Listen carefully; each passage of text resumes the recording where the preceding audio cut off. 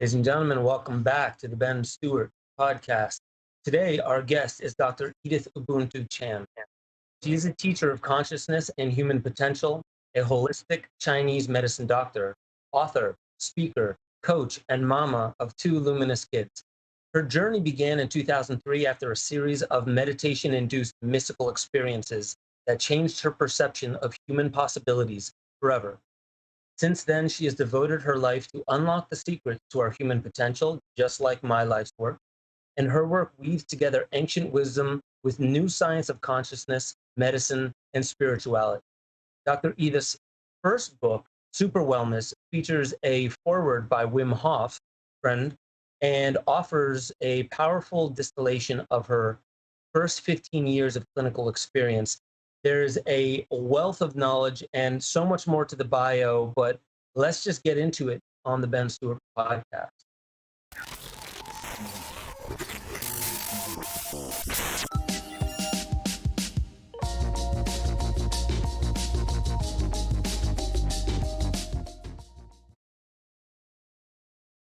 And we are here. Dr. Edith Ubuntu Chan.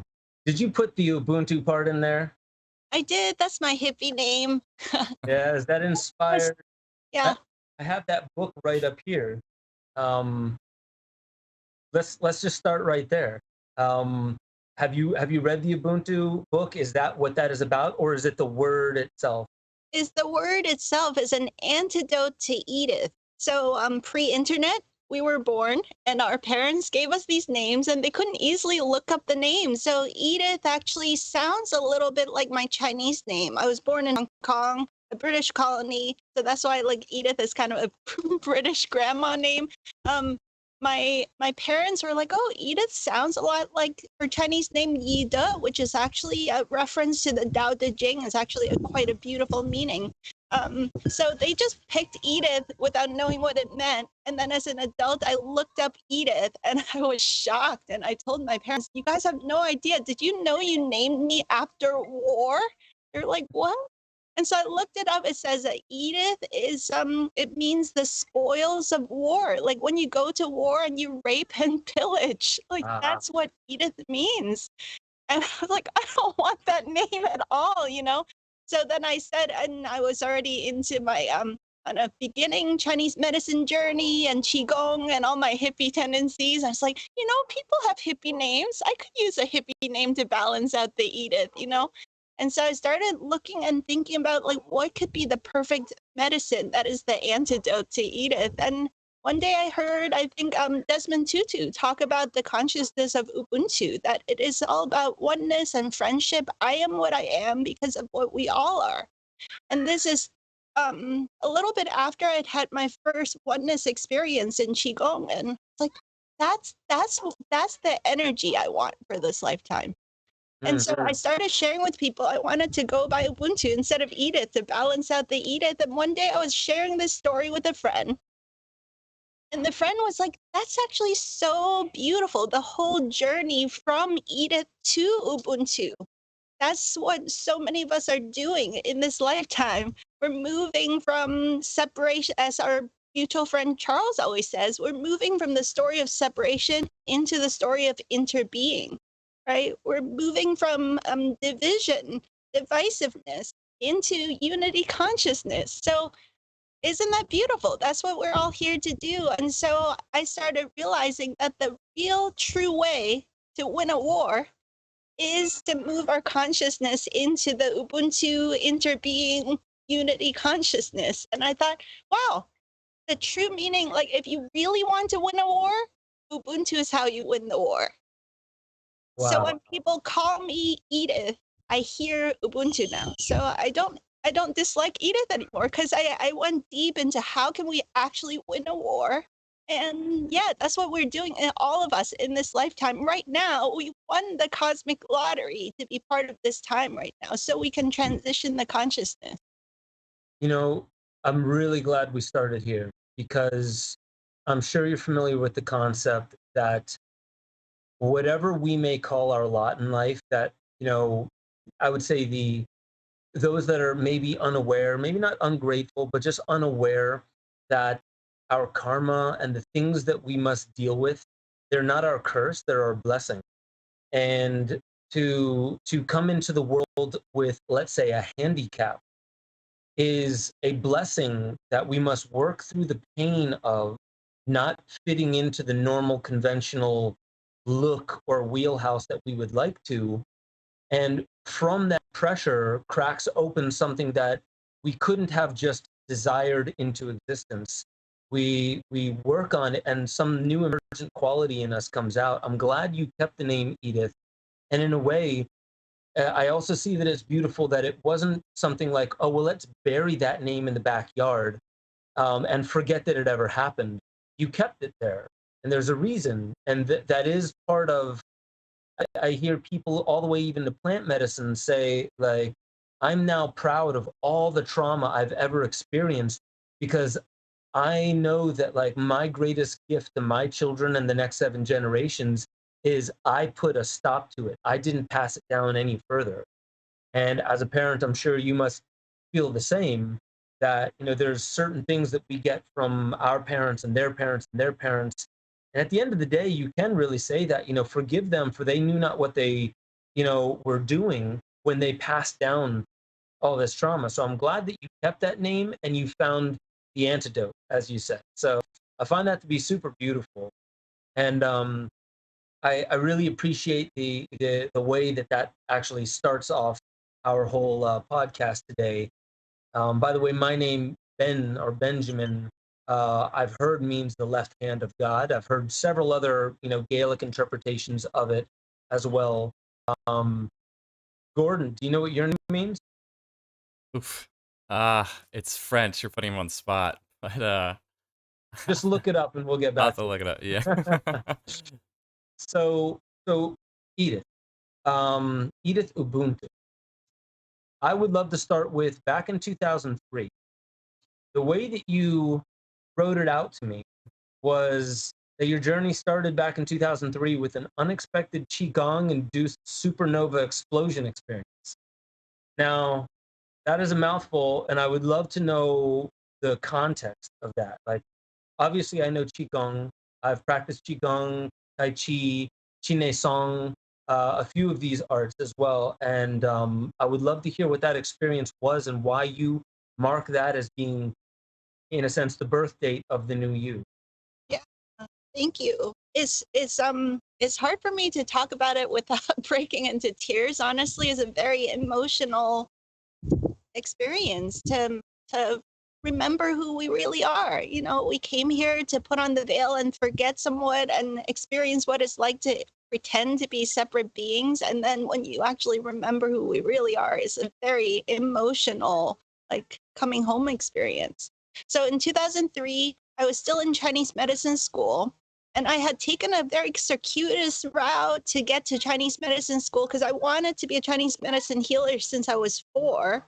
And then the story I tell the world is that nobody would let me, which is kind of true. The adults back then weren't, like all of our parents. Our parents want the best for us. And my parents thought that is a crazy career choice. Like, we want you to go to school, get good grades, get a good job, pay your mortgage, have 2.5 kids, all that kind of stuff. And so I had a successful corporate job, and I had quit that cold turkey right after September 11th when I did some soul searching and just like quit it cold turkey, went to Chinese medicine school. And in Chinese medicine school, I'm so grateful, Qigong and Tai Chi are required curriculum. And those were my favorite classes, especially the Qigong class. So I went deep into Qigong practice, and your audience probably has some experience with Qigong already. We all know how when you drop into this conscious awareness with the breath work, like, you can't lose. It's awesome every time. So every time I look forward to Qigong practice just to still my mind and feel the energy flow and get into my center and feel this peaceful, harmonious state. But on this particular day, this is 2003, I was maybe 2/3 of the way done with Chinese medicine school at this point. I had no idea what exactly happened, but I just went so much deeper than usual. And so I went deeper and deeper and deeper and deeper. I'm following the teacher's guided meditation and visualization. And all of a sudden, it just went, no more body. I'm the size of the entire cosmos. Just like that. The feeling was so intensely blissful, and it was like a contentment that I had completely, like a contentment that I have no words for describing. Just complete peace and contentment, this ecstatic, blissful bubbling of energy. But most of all, I realized that I was the entire cosmos. And I realized that this is our natural state, all of us. It was like I came home. Every question I had was answered. Is this paradox? It's like every question was answered and there were no questions. Eventually, I don't know how long the state lasted. I didn't want to leave, obviously, but from a far, far, far away distance, the teacher's voice was there. And then there was this memory like, wait a minute.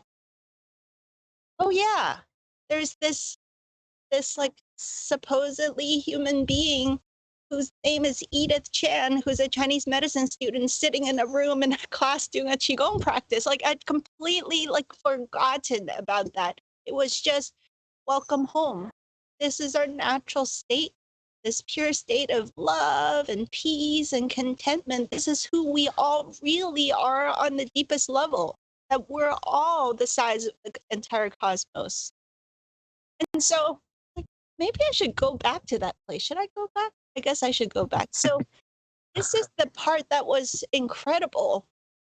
Imagine yourself as trillions and trillions and trillions of pieces of love and light trying to densify back into this limited physical form. It was just utterly absurd. It was so absurd that it felt painful to do it. And so there was this like, squeeze it back into this dense form. And the energy was so explosive that projectile tears started gushing and gushing and gushing and gushing. And this being started sobbing and sobbing and sobbing. And it was like, took me quite some time to kind of try to articulate what those tears were about. It was like a clashing of deep thankfulness, gratitude, appreciation for having gone home and remembering who we really are, and intense grief that, wow, all my life I had been living a lie. And this whole place is one giant lie. Everything about how this society is structured is totally backwards and upside down. In that moment of coming back to the physical, I realized that this is an inverted reality. Everything's a lie, is all backwards and upside down. But it would take many years to realize, like, oh, wait, I came here along with a lot of other beautiful beings to correct that inversion of this reality, to help actually bring coherence back into the physical world. It took me decades to figure that out. I'm still figuring out, that's why we're having these amazing conversations with your community. That's what we're here really to do. But in that moment, it was these projectile tears that was just like the clashing of all these realizations so fast, all of a sudden. And then I never looked at life the same ever since. And it was an intense dark night of the soul, because now you're seeing all the different ways that your life is out of integrity everywhere you go. And I felt like some people would call it a depression, but I was highly functional. I went to school, I had part-time jobs, I paid my rent, and I was like, showed up places on time and everything. But inside, it was this intense soul searching that started, made me a seeker, traveling all around the world, reading thousands of books, studying with different teachers and healers and shaman, and just being on this journey of inquiry that really led us to this time right now. Wow. There's so much that comes up for me. I resonate very deeply when there's two things that I want to mention. I interviewed Pim van Lommel. He's a cardiologist in Holland, and he was there before the defibrillator. And when the defibrillator came out, he began using it, as was his profession. And he started bringing people back from cardiac arrest. And therein began the at least scientific documentation in hospitals of near-death experiences, out-of-body experiences.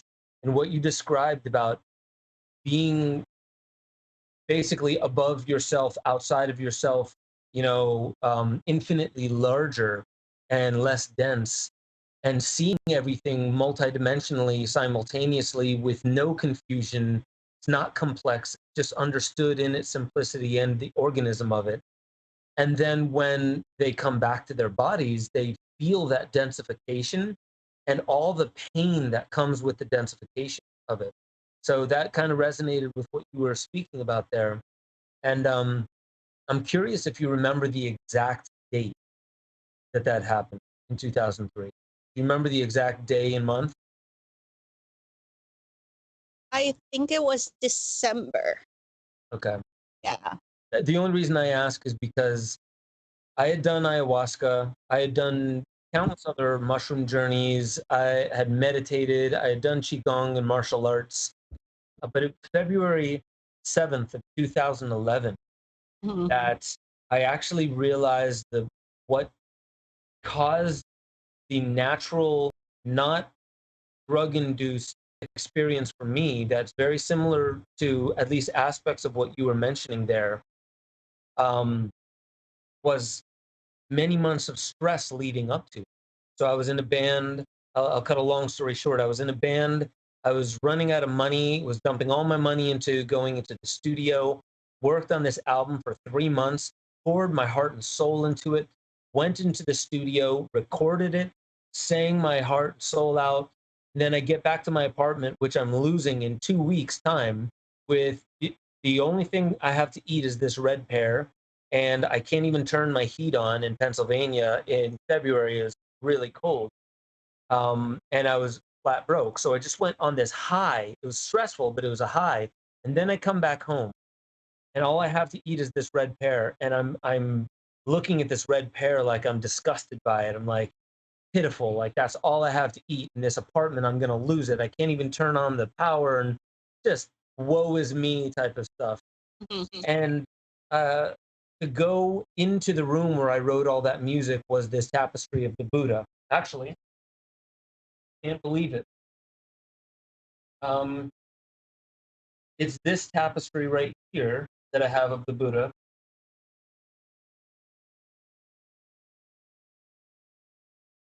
And it's a tapestry that separated my hallway from the room where I wrote all my music.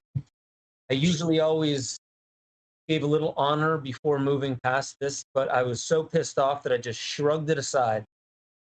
And I swear it was Buddha that dropped me to my knees in that very moment. And for 6 hours, I wept. I wept deeper, and I had different sounds coming out of me like I've never experienced. But on the tail end of that, I've never looked at the world the same way. My apartment looked different. I was gloriously cold. I loved the cold. I looked at that beautiful red pear, and I was grateful for everything that just hours before I was bitching and complaining about. And so I remember that as being a defining moment of my life that wasn't induced by anything other than a period of long stress and just this moment where I was going to shrug Buddha aside, like, no, I don't owe you any honor right now. I'm kind of pissed and in my own pain, and man, did that change my entire world. So that's like kind of the start of when I realized that I wasn't just taking plant medicines and having altered experiences. This was something like, Ben, you're here to give your gifts, and you don't have gratitude right now, and we need to correct this. So that really moved me, the story that you mentioned here. So I want to move on because there's like some parallels with where your life had gone since then. And the interesting thing is, like, the Tao Te Ching was the very first spiritual awakening that I had at the age of 12. My brother put the Tao Te Ching in my hands, and I was instantly just enthralled in Chinese medicine, acupuncture, acupressure, myofascial release, which myofascial trains line up very well to the Chinese meridian chart. Yes. So my curiosity is, I eventually want to get to the parenting side of it. We'll save that for the next question. But I guess the I want to lead up to the 2013 dark room retreat that you had, because I'm pretty sure you know that over in this corner right here, this film Awaken the Darkness with Aubrey Marcus was really my big introduction to that whole world. And I would love to know what that experience was like, what was so profound about it, and if there's anything leading up to that point that is noteworthy. Well, after 2003, I continued the Chinese medicine journey and studying and reading all these books. And um, by 2013, I had a very stable, well-established Chinese medicine practice in San Francisco, and I'd had a number of other less explosive, but these I call them integration experience, like little mini awakenings that change your circuitry and your physiology to stabilize and hold this state more and more consistently. And one of the big practices was actually something very like mainstream, the work of Byron Katie. I just did thousands and thousands of inquiry practices. Is it true? Can I absolutely know that this is true? How do I react? What happens when I believe this? Who would I be without this thought? I just went deep into that practice with everything. If stress came into my life, I did Byron Katie work questions on it over and over again. So I think there was that, and there was exploring sun gazing and intermittent fasting and breatharianism and a lot of interesting things that were very kind of like fragmented pieces on my journey. It wasn't integrated. Then in 2013, I came across Jazz Muheen, which many people know her as like the first Western breatharian. But what she offers is so much deeper than like the how much food you eat story. It's a profound set of wisdom that she's bringing through with her work. She's written like more than 30 books, maybe close to 40 books in her lifetime. I mean, she's an amazing, prolific teacher of cosmic wisdom. So she rented out Dao De Jing, what is it called? The Dao Garden in Thailand from Antakya. He has this special building for darkness meditation. And so for whatever reason, I think everybody should follow whichever teacher meditation instructor that they resonate with. I was curious about the dark room, but I never resonated with his style of teaching. But when she said she was going to do one, it was an instant yes. It was a huge long wait list. I emailed them to ask to be on the wait list. And a couple of weeks later, I got off the wait list and got a spot in this retreat. So I flew to Thailand.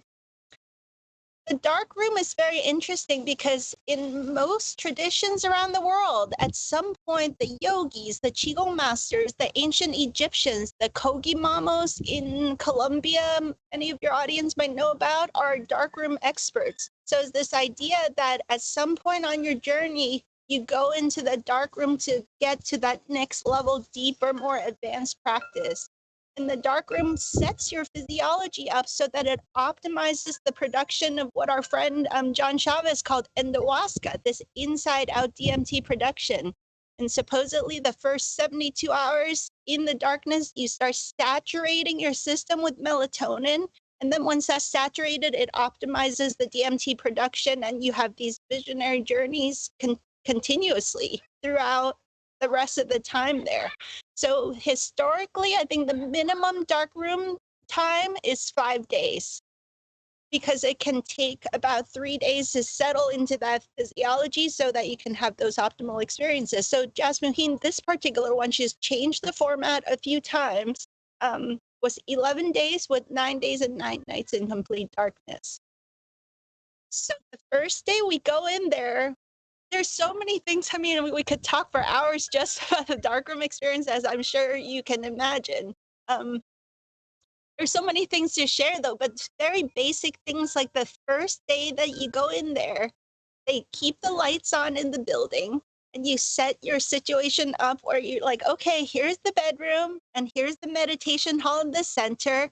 Can I close my eyes or wear a blindfold and paw my way through this building from the bedroom to the water station? And where is the bathroom? And where is the meditation hall in the center? Which mat is mine? How can I put a notebook or a flip-flop to like demarcate that this is my meditation mat? So everybody does that for the whole first day and practices until they know the building really well. And then they do lights out. And then, 9 days and 9 nights in complete darkness after that. And so a lot of people find that those first few days were really scary, like it's a big adjustment. For me, it was like, oh, thank you, thank you, thank you, thank you, thank you, thank you, thank you. I know this date. I remember this date. This is so delicious right from the get-go. And it was like, if you're in a polluted city and you breathe the crappy air, and then somebody transports you to a rainforest or a beautiful redwood forest, is chi and prana and oxygen and just like super high vibe, clean, nutritious air. When you breathe it, it's like, whoo, I'm so hungry for this. Well, the darkness was like that. I had lived in cities all my life, and I didn't even know how hungry I was for the food of this darkness. It was like, yum, nom, nom, nom, nom, nom, nom, nom, nom, nom, nom, so delicious. And I was not sleep deprived. I had slept a ton leading up to the retreat because I'd heard from some previous participants that by sleeping more, you can optimize more of the saturation of the melatonin and you can get to the DMT state faster, sooner. Like, okay, I don't know when I could do this again. It's a lot of logistics to arrange to be in the darkness for this long. So I better optimize my experience. So I slept a ton. When I went in, I was super well rested. And yet my body slept most of the first 72 hours still. And it was the deepest rest to this day I've ever experienced. It was a rest that I don't even have words to describe how nutritious and rejuvenating and recalibrating and restful those first few days was. I think I slept something like 14 to 16 hours a day those first 3 days, but you can't look at the watch. There's just a general sense of time because Jasmuhin rings a bell 3 times a day or an optional group meditation experience that you don't have to do it, but it's like the only thing that's going on in the whole building. So you do it because it's fun and it's beautiful. And she guides you every single day for a self-love, self-massage, stretching, take care of your body routine the first thing in the morning. And then she has these really beautiful guided meditations the subsequent part of the day. So I had some sense of time that I was like, wow, I am sleeping so much. And then boom, I was well rested. By day 3, I just didn't sleep, basically. I basically had 7 days of contiguous visionary journeys after that with little short naps in between where many, many powerful things happen.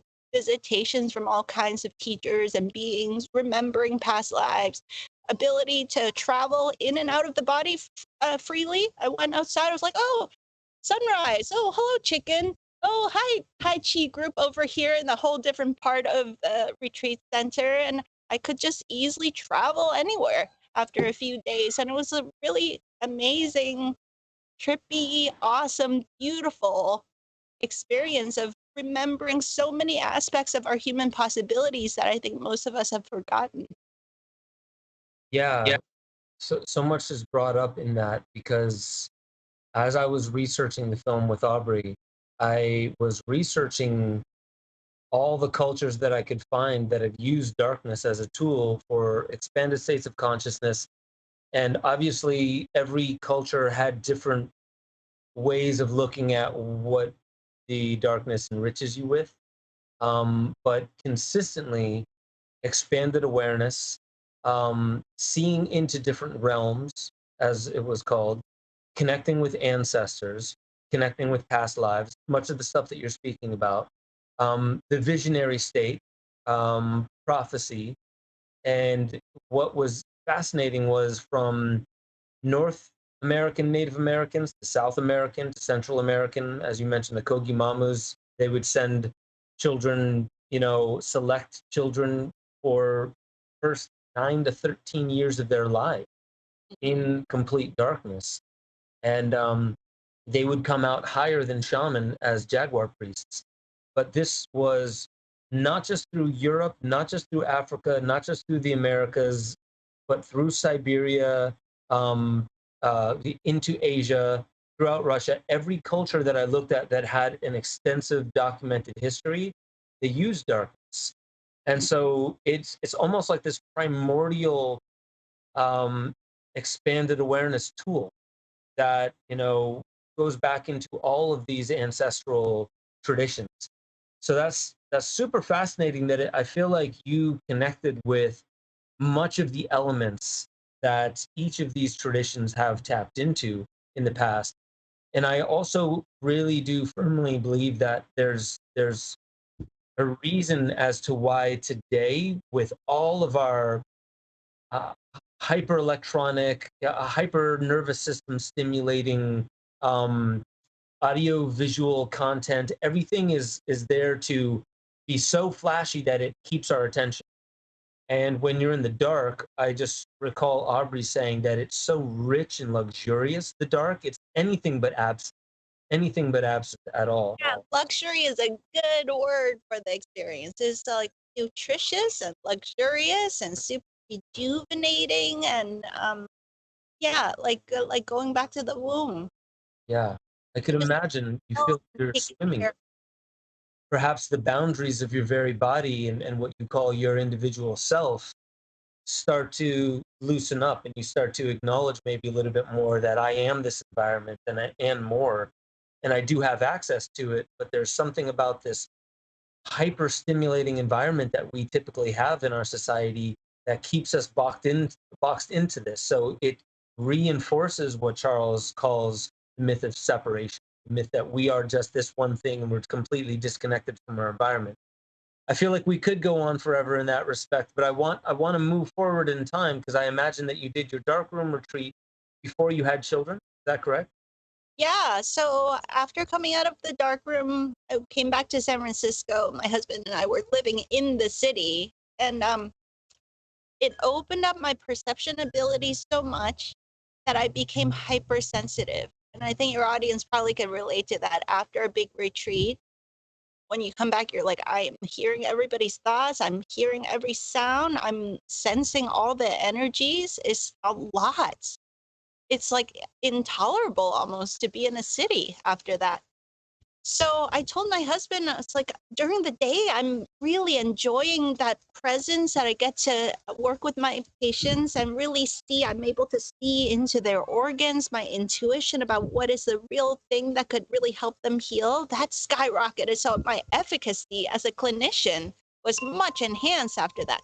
But at night, like I don't have the skill to really turn it off, and I can hear our grumpy neighbors' like thoughts, and I feel everything, and it just is so noisy. The energetic noise is too much. I can't do it. So it's like either you coming with me or I'm leaving you. I'm moving to the countryside. And so he's like, all right. He's so sweet. He was like, I don't know what, I mean, I guess that's what happens when you marry a weirdo like us. There's a certain kind of like way of being that just like I appreciate our spouses so much for dealing with us the way we are. So I just dragged him to the countryside. I'm like, we're moving. So we moved to Sebastopol, California, a little over an hour outside San Francisco. We found this cute, tiny little cottage with an acre of land, fruit trees, and a garden, and the first kind of total hippie life that I'd ever experienced because I grew up in cities all my life. And for the first time, I'm getting full spectrum sunlight during the day without having to like make an effort to go to some park to do my sun gazing. It just was there all the time. And complete darkness at night because there was no city lamps glaring into my apartment. And there was no 5G towers anywhere near at that time. And the Wi-Fi hub, you couldn't pick up any signal except for our own, which we turned off when we weren't using. In the city, you can turn off yours, but the other 35 is still blasting your body the whole time you're trying to sleep, So, wow, this is who I am in my natural state. This is wonderful. And I hope this is not TMI, but as a woman, you track your menstrual cycle, and it was always like nothing major, but a little bit off and irregular. Sometimes it's short, sometimes it's long. A lot of times it was a little bit long, and like my ovulations, like I was tracking my ovulation using natural fertility methods, and it was just like all over the map. And then within 1 month of living in the country, synchronized, clockwork, every single month, predictable. And for the first time in my whole life, I would naturally, without discipline, just want to go to sleep at night because it was like the lighting would dim. And then in the morning, I would naturally wake up because the sun was up and it was time to meet the glorious new day without like snoozing my alarm 5 or 10 times. Like, wow. I know this doesn't sound like much, but those of you guys that live in cities all your life, I think you can relate to that. Like, oh, I should get 8 hours of sleep, so I should discipline myself to turn off the screen, turn off the phone, and go to sleep. There was none of that. I just returned to that natural cycle. And then very shortly after that, my dreams started getting more and more vivid. My meditation started getting more and more vivid. And this baby started visiting us over and over again every night for weeks and months, and said, I know you guys don't want kids, but I'm going to be your kid and I'm ready to come in now. Wow. Was there a And gender my at this husband is point? like, la, la, la, la, la. No, no, no, no, no. I didn't agree to have kids. And there was a whole journey there that if you guys are interested, we can share Was how there gender at this point? it was a boy. Like Yeah. I met the boy, so he sometimes showed up as a 2 or 3 year old super cute boy. You know, they're like so cute at 2 or 3. I think he was trying to sell himself to me with like maximal cuteness, you know. And then sometimes he would just show up as an orb of light, but the energy signature was the same, so I always knew that it was the boy. Yeah. Wow. It's I don't have many just naturally occurring mystical experiences, but my daughter was conceived in the redwoods, and I knew weeks beforehand that she was coming. I sensed her in, I don't care how it sounds, like fairies, orbs flying around me. In my meditations, pregnant angels made of light would come up, sit in front of me, and put my hands on their belly. I had an ayahuasca ceremony where I met my daughter, and she was 6 or 7, where she is now, and I had an experience, a whole experience in that. And sure enough, we had our daughter, and I was not expecting my twin. That really took me by surprise. But that's interesting. So you had a visitation from your boy, but there's another part of this story where was it because that was shortly after your darkroom retreat, but there was something where did he tell you that you were going to have a daughter? That actually came later. I think it was pretty strategic since we were like, we were just like happy hippies. We loved our freedoms. And honestly, now in hindsight, I can really articulate this. It's just that we didn't have examples of the kind of consciousness brought into parenthood that we resonated with. And so we thought parenthood was all about sit down, shut up, go to your room, you're grounded. And that just didn't feel like my heart doesn't want to experience that kind of dynamic in life. It's like dog training or something, you know? And it's so disrespectful that I was like, I guess I'm not meant to be a parent. I'm pretty good with teens and stuff, you know, once they're older and I just talk to them as equals. I like that dynamic when we're with our friends planning a trip or going to dinner. There's always a collaborative, respectful energy. Like, hey, everybody, where do you want to go to dinner? Let's all find something that's like everybody likes. But with the parenting and kids, there's always this like talking down to kids like they're dumb or something. And I think Dave and I both intuitive were like, we're not meant for that. Like we don't want to do that. And so we're like, maybe we don't want to be parents. And so when my boy started visiting day after day, week after week, month after month, he helped to coach me and dissect out that whole there's a new consciousness with parenting that is being emerging through families like yours and mine and our like-minded community of friends that are also having these new children. And he explained to me that everything that you guys dislike about parenthood is absolutely true. And this new generation, he showed me this beautiful web work of all these children. So this is in 2013. He's like, right now, as we speak, there's a wave of children that are coming right now in these precisely coordinated fashions with precise coordinated timing with each other's conception and communities that we incarnate into, conscious parents who were choosing very precisely. We've all scoured the cosmos. We all decided to come to planet Earth, and we scoured the entire planet to pick precisely the perfect parents for each of us. And we coordinated the time. It's so elegant, this whole web work of interrelationship between all of us. I can't explain to you the mathematical beauty of how we orchestrated all of this. But this isn't about just me talking to you in a meditation or dream. We need bodies. We need to be in your family, living life in the physical reality together with you guys to co-create and birth a new paradigm of parenthood, education, family life, and community life. We need to bring this consciousness and blanket the earth with this new light, new consciousness that we want to bring through us and through our families. So he said, but you do have free will, though. You can choose not to conceive me, but just so you know what you're choosing is not our nuclear family. It's not like you and Dave having a baby. It's this whole web work with all of these other babies. We all coordinated so precisely. So if I'm not coming to your family, he went, disappeared the whole thing. That we'll just have to go to the drawing board. So no pressure or anything. So be very conscious what you're choosing. When you're choosing to bring a child into this world right now during this transitional time, we're choosing to participate in this emergence of a brand new way of being a human right now. I've had so many people tell me that they are so worried to bring children into the world right now because all they see is division. They see problems, they see lack, they see war, they see bad things on the horizon. And it's so interesting to me because I see the telltale signs of what I feel they're picking up on, and I just have a different conclusion. I'm like, that's precisely why we must have more children. That's precisely why those that can see what is happening in the world right now should have the children that they do feel called to have.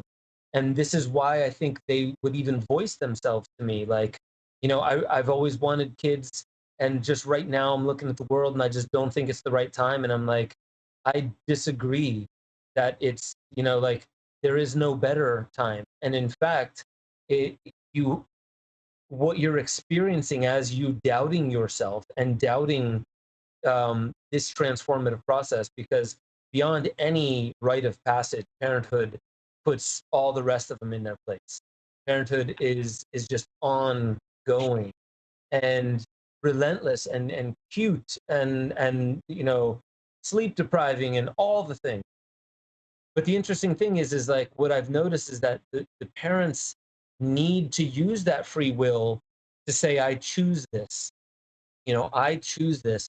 And what's very interesting is I had this experience where I had this panic attack that really just turned into this moment where I was like, there's a vulture that flew overhead. And I was like, if that vulture does not flap its wings once and it just splits the sky in half, it doesn't go left, it doesn't go right, and it just disappears, splitting the sky in half, I'm going to quit smoking pot and I want a child. And I don't do stuff like that. So like the fact that it came out and sure as shit that vulture did that, I was like, wow, okay, so this is what is going to happen. And within a few weeks, the only thing that changed was I quit smoking pot. We didn't use protection before. We didn't, do anything different afterwards. And in the redwoods of California, we conceived my daughter. And I feel like I needed to make that conscious choice. Like beforehand, I was this rocker kid. I was in bands, I was in rock and roll, and I was like, I don't think I'm ever going to be a parent. I don't need to, and then all of a sudden I'm like, this is me. This is the new me. This is what I say yes to. And it happens immediately. So I kind of feel like that was also, I was being chosen, but I also had to choose in return. I had to reciprocate that choosing. And I find that super fascinating. I would love to dive deeper into your lessons and what you've learned about parenthood, what you've learned about just family life in this new emerging world, and why you made your book that you made. What was the title of that? Super Wellness. And then you're making your second book is it Luminous Children? Yeah, Luminous Kids. Luminous Kids. I would love to hear the story of that. Yeah, Luminous Kids is not out yet because right now I'm focusing on the conference, and there's just there's a lot of information that's wanting to come through. Yeah, thank you, Gordon, for showing. This is the conference that I'm putting together. It goes live September 22nd to October 2nd with some of the most epic people. I kind of have to pinch myself. I almost can't believe the caliber of people and conversations, but I think all these people that are so aligned, like you and Gordon and me and all of your audience, like you can feel when there's a divine guidance that something is trying to birth itself through you, and beautiful synchronicities and magics happen, you know. Let's just stick on this topic right here, because I saw some brilliant speakers, and I would like you to fill in the blanks of the ones that I don't recognize. But we have Charles Eisenstein here. I'll hop around a little bit because I saw Matthias De Stefano. Yes. Him from Gaia. Yeah. And also a good friend whom we've had on this podcast before, John Chavez. He was the one who came up with DMT Quest. And I see yourself as well. But I would love for you to just maybe like quickly tell us, you know, who else is a part of this and what this conference is and why you're putting it together. Yeah, so I've been exploring human potential and consciousness for a long time, and now and also Chinese medicine, and now coming into the parenthood and education topic. Maybe I should backtrack how it happened for us, because we conceived our boy, and then when it was time for him to go to preschool, we brought him to the most like natural, holistic preschool where it's like indoor, outdoor, and they're all organic and gluten-free and everything, and it was so holistic. But he started at age 4. This is what I want to share with your friend who's hesitant about kids. That we think we have to do everything. The consciousness of these kids are way beyond ours. So let's humble ourselves. Maybe they don't speak English or can, do Excel spreadsheets or balance a checkbook yet, but they're bringing information and wisdom that we need. And so he started in his 4-year-old way already, like calling out the bullshit of this world. Wow. Constantly to me. And he would be like, oh, this person, like he would we'd be in the park and he'd be like, this person is not in their body, and he'll just say like, oh, they're looking at their phone, but they're not there. Or he would say like, when you're awake, you are 50% in here in your body and 50% still in space, and then when you go to sleep, it's like 25% here and 75% in space. And then when you die, you just go back to space again, and then you can decide to come back to this planet or a different planet. He would just start saying stuff like that. Right at age 4, they start to have the language, and he talks about how he chose us, and he would say things like, on planet Earth, people don't know how to make babies because first you have to have a space baby, look around, and then they choose you, and then they jump into the mama and papa's dreams and talk to them, and then that makes the mama and papa want to kick their peepees together. But if you don't have a space baby, you can kick your pee-pee together all day and you won't make a baby. Wow. So planet Earth people, they don't know how to make babies. They think it's just about the 2 pee-pees getting kicked together. Then you have to have all 3 of you together to make a baby. Wow. And so he would just like say stuff, and then he would do his kid stuff, like have a temper tantrum and cry about, his Legos or whatever. So when he was 4, he started articulating to us this wonderful preschool. We only went there 2 days a week. We wanted a very gentle transition. We had home birth, co-sleeping, all those things happen as a natural side effect of just being present with the magical experience of just facilitating and nurturing and supporting this being who was already my buddy before conception, right? So it was a contiguous journey. Like, hey, buddy, what would you like? How can I just want to be a tour guide of the buffet of options that's available on planet Earth, and what would you like to choose? I'm here to facilitate and support that. So we went to this preschool only 2 days a week. And he's calling out bullshit all the time now, like on and at school, he's like, Mama, I don't like it. Why do we eat snacks when the teacher says snack time? I want to eat snacks when my body says hungry. not when teacher says snack time. And I want to pee pee and poo poo when my body says pee pee and poo poo, not when they say it's potty break time. And so gradually he started resisting getting out of the car. And it's a beautiful place. They were so kind, so nurturing, so nice, but there was like a rigidity of, okay, now is story time, now is arts and crafts time, now is the blah blah time. And they're like, we do everything play based. So it's like, but there's like, is it really play when it's so like controlled, with the schedule? And I started, as all parents do, having flashbacks with your childhood, like, oh yeah, I didn't like that either. But I didn't have the courage to speak up about it. And when I did, my parents didn't know what I was talking about. There was no option. Like, no, of course you go to school. Sit down, shut up, do your homework, or else you're grounded. There was no choice. So here I'm like thinking fresh about this.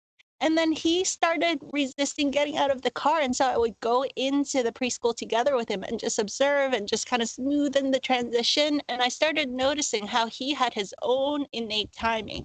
He was learning lots, building stuff. Like he's like building Taj Mahal here with the blocks. And then suddenly they're like, oh, ding, we're going to go to the music studio and do music time or do arts and crafts time. He's like, I'm building Taj Mahal. What are you doing? Don't interrupt my flow. And he would just be so confused, like, what is wrong with this world?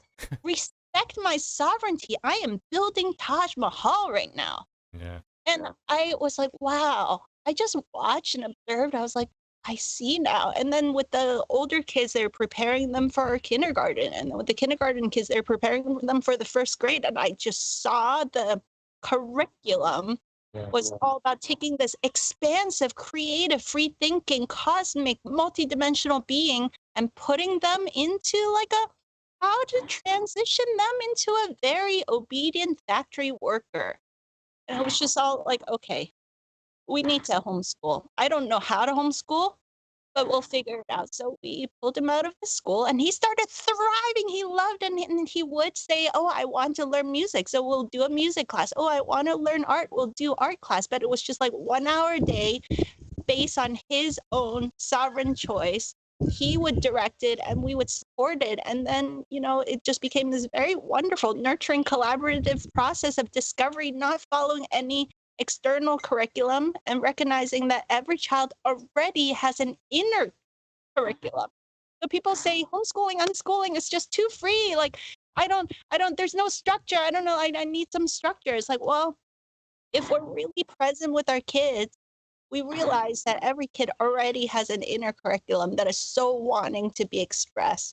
And as the kids get older, you get a bunch of kids together. Their inner curriculums come together, this magical collaborative process that will blow your mind if you're willing to take a step back and just support and facilitate it, rather than being like, like shoving curriculums and knowledge down their throats. There's something way more beautiful that is wanting to emerge out of these kids right now. Yeah. So society is definitely built atop. We teach the children. It doesn't go the other way around, which is something that I feel needs to break out of its rigidity. That children come into this world with nothing to teach us. We need to fill their blank slate so they can fit into our world. Whereas, in many ways, you look at the world that we inhabit, it needs some fresh thinking. But on top of that, I guess my question would be for homeschooling, two things. How does your child do with, do you have a community around there where your child gets like other children to play with that are outside of your family, to understand that different families work differently and just that communal vibe? And second part of that question is, you and Dave, I think you said your husband is, do you both work, and how do you manage the time? How does that work?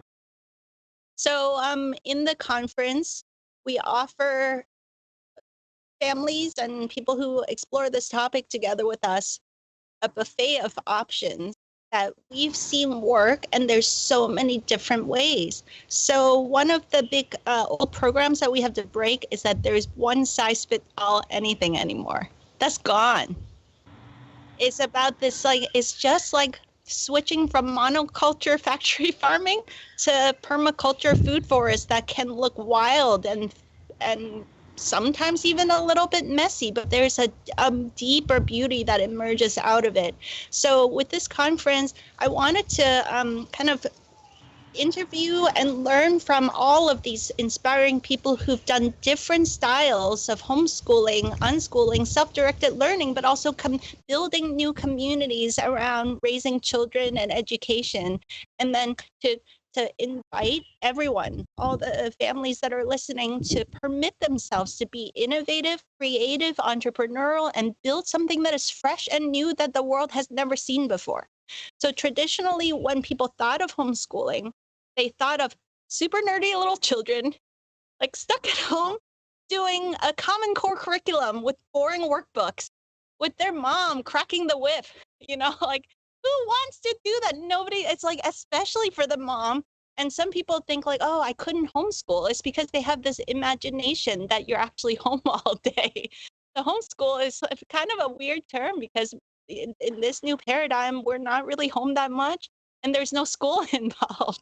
We're learning and growing from life, and to the degree that it's the right next move for your child to enroll in a class, a course, a program, or whatever, you do that, but you give yourself permission to just do what really works. And a huge part of the learning is learning how to be a coherent, kind, loving, joyful, fulfilling human. And how do you do that? It's not just about the mom and dad, or in some cases just a mom or just a dad, or maybe two moms, two dads, whatever the family configuration is. That's a tiny part of it. It's about what is the village and community life like.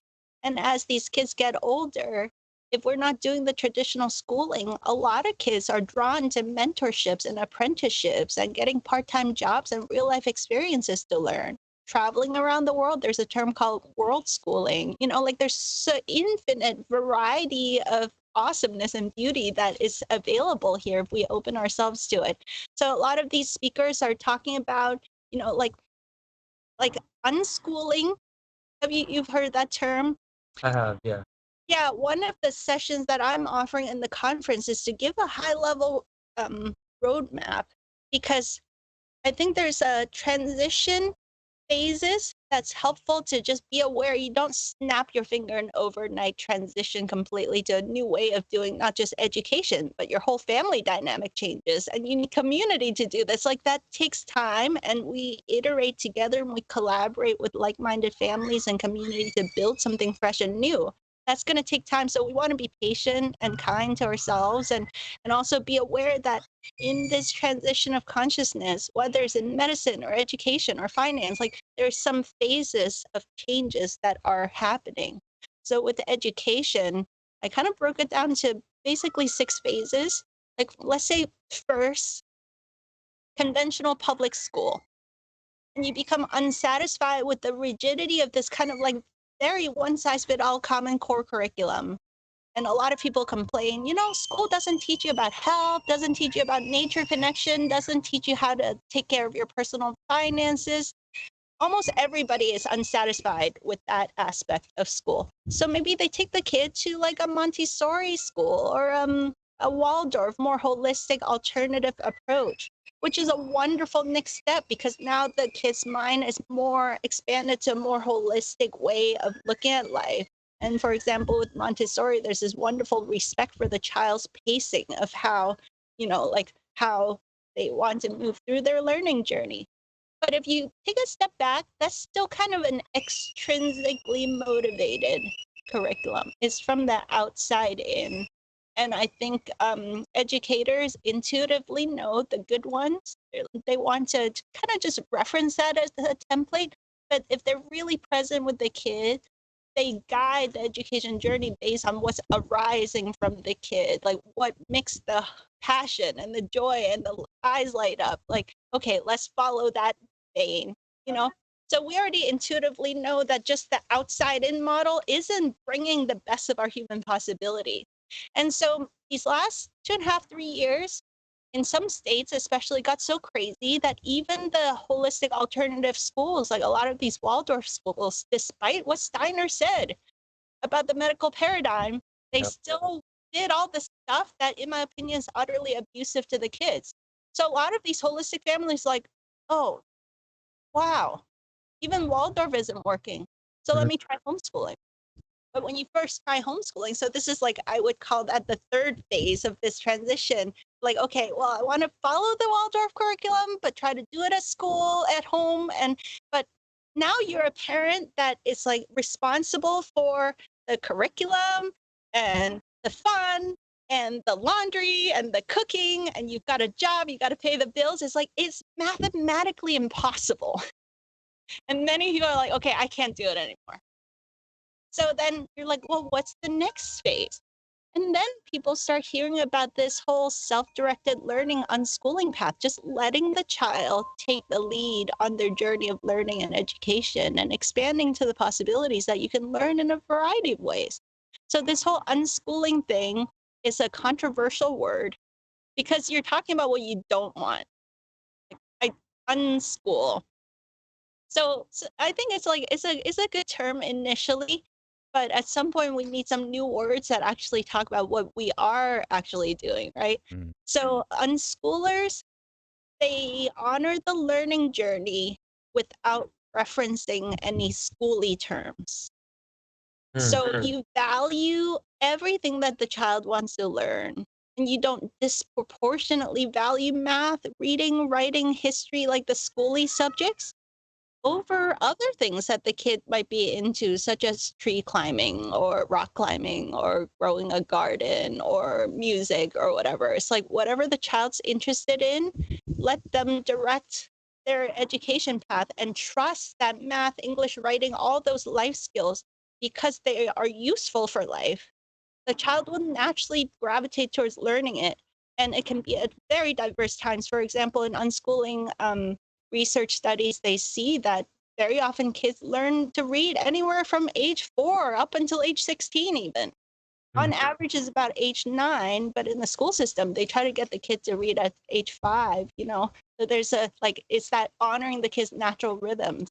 But the point is that it's very diverse, and it's absolutely ludicrous to think that every kid should learn the same thing at the same time. Like kids have a diversity of different interests, and right now maybe they want to learn this thing. And then it's like it's such a waste of energy to coerce and force a kid into learning something that they're not interested or ready to learn. And I think in the very near future, we'll, as a society, we realize that it's a kind of abuse and violence too. You know, No, it's I mean, you could even trace back the core of the educational system to a colonizer mentality. yeah.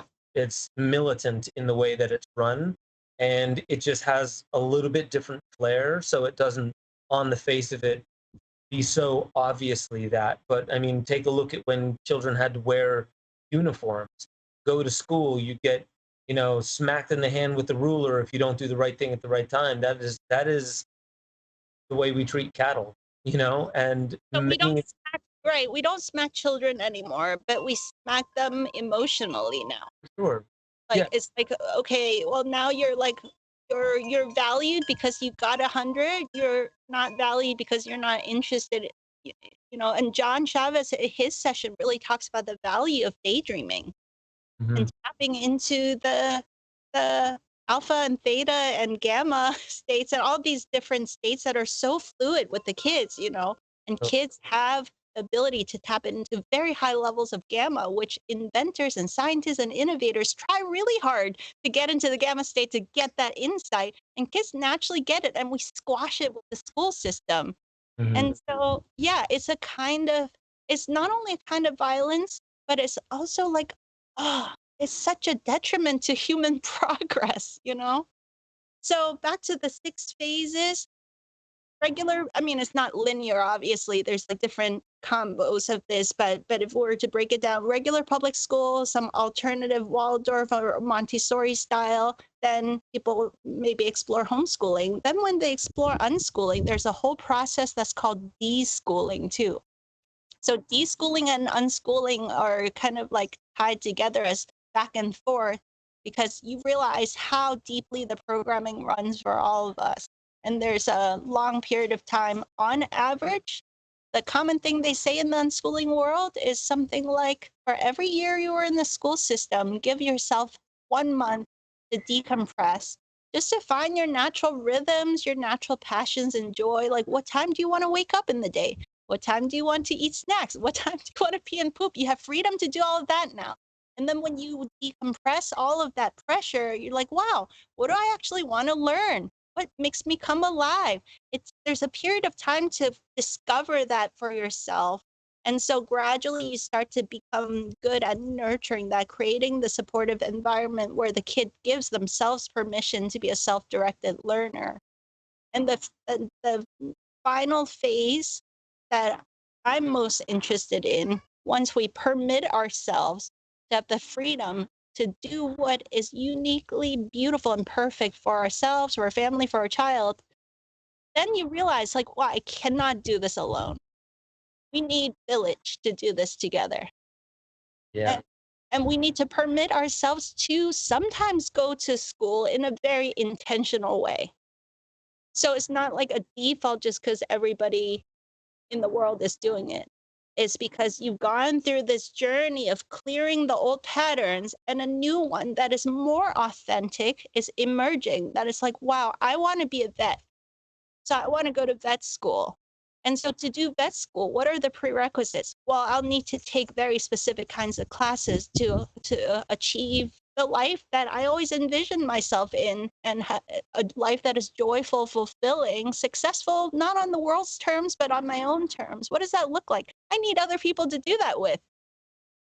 So let's build the community. Let's build the new schools of the future that has a different, much more honoring and collaborative approach to education. Let's build the new universities of the future that's not so academic focused, but really nurturing of the expansion of consciousness. Like, now we're having a conversation about what is the whole purpose of education. What is school?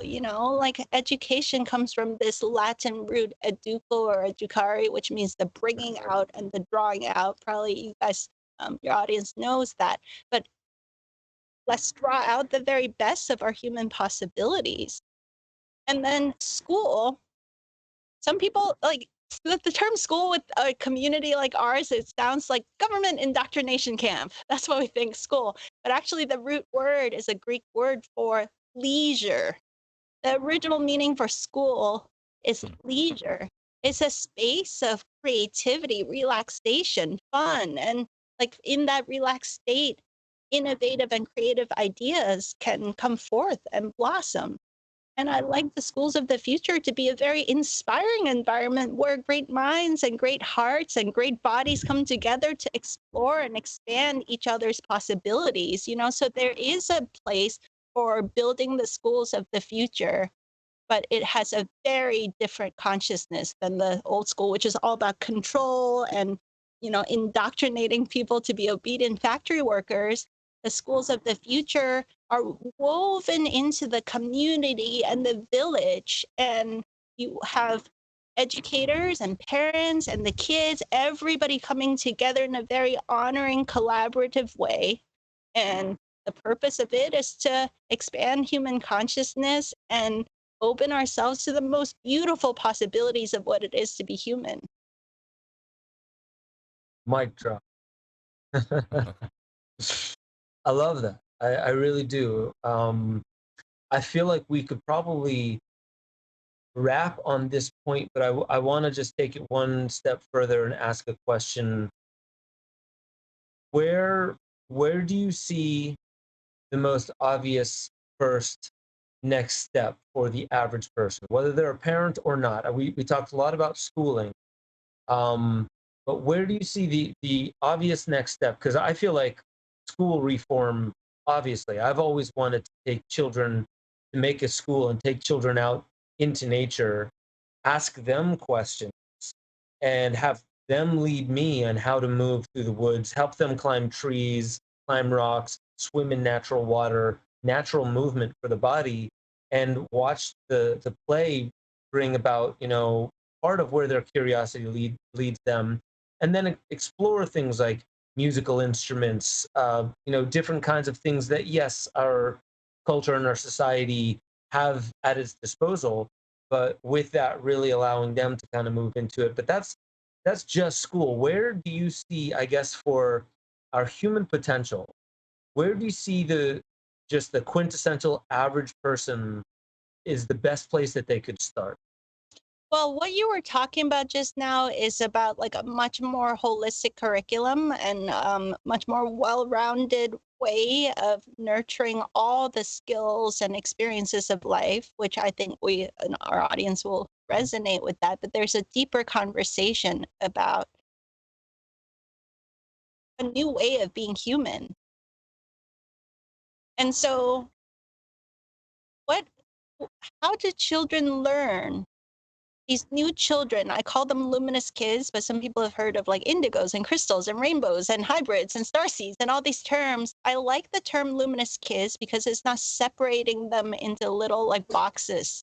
It's this idea that they're here leading the charge to help us step into a more coherent and authentic way of being a human, which is naturally way more expansive and brilliant, and you'll see that we're all innate geniuses. We just haven't given ourselves permission to express that genius. So the children are leading the charge, and this wave of children, I call them luminous kids, they're really expanding our human possibility.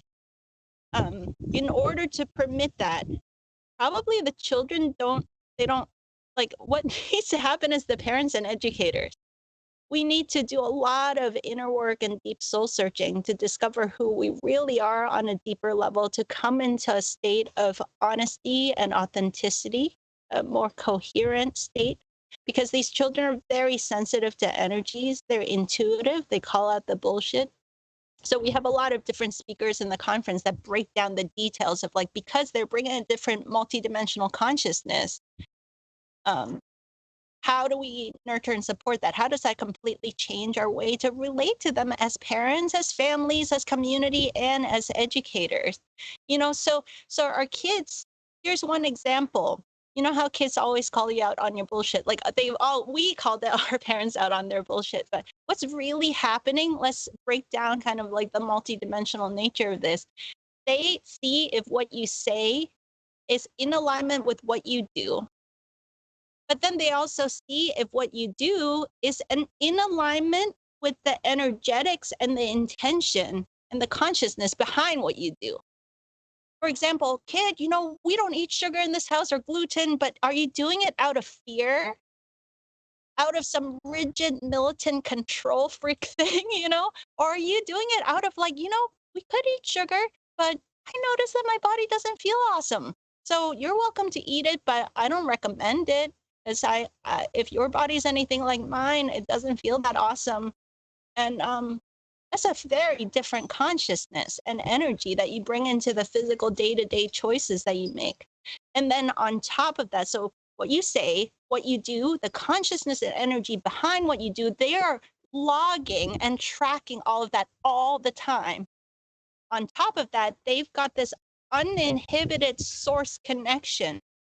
So they're looking at, does that all these energy layers match with the universal consciousness and how it's meant to be the more beautiful world that I came to bring forth in this lifetime? They're tracking all these levels all the time. And they're so conscious and aware, they don't need ayahuasca or a dark room to be able to tune into, like, okay, I came here to bring a much more coherent way, honest, integrous, authentic way of being human that is in alignment with the higher universal or natural law.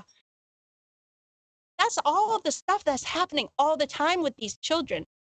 So really, the education, how can we bring it into alignment with this kind of consciousness?